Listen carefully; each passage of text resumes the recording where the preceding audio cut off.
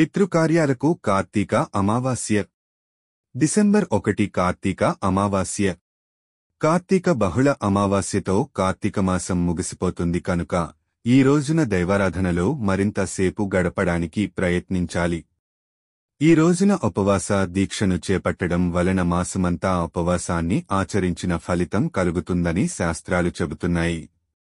ఈ రోజున తెల్లవారుజామునే కార్తీక స్నానం చేసి ఇంట్లో తులసికోట వద్ద దీపం వెలిగించాలి.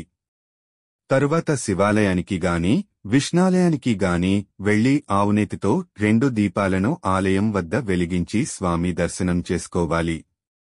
అమావాస్య రోజున సాయంత్రం సమయంలో ఆవునేతి దీపాలు వెలిగించి మహాలక్ష్మిని ఆరాధించినట్లయితే లక్ష్మీ కటాక్షం తప్పక కలుగుతుందని పురాణాలు చెబుతున్నాయి.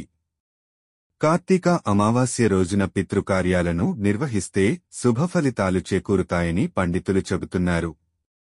కార్తీకమాసంలో తులసితో శ్రీమహావిష్ణువును, బిల్వదళాలతో శివుడిని, కుంకుమ పూజతో అమ్మవారిని సేవించడం వలన కలిగే ఫలితాలు విశేషమైనవని, అలాగే ఈ మాసంలో వచ్చే అమావాస్య రోజున పితృకార్యాలను నిర్వహించే వారికి వంశాభివృద్ధి చేకూరుతుందని శాస్త్రవచనం.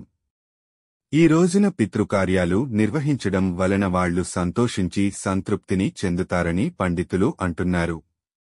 పితృదేవతల ఆశీస్సులను కోరుకునేవాళ్లు ఈ రోజున పూజలు, తర్పణాలు ఇవ్వడం మంచిది.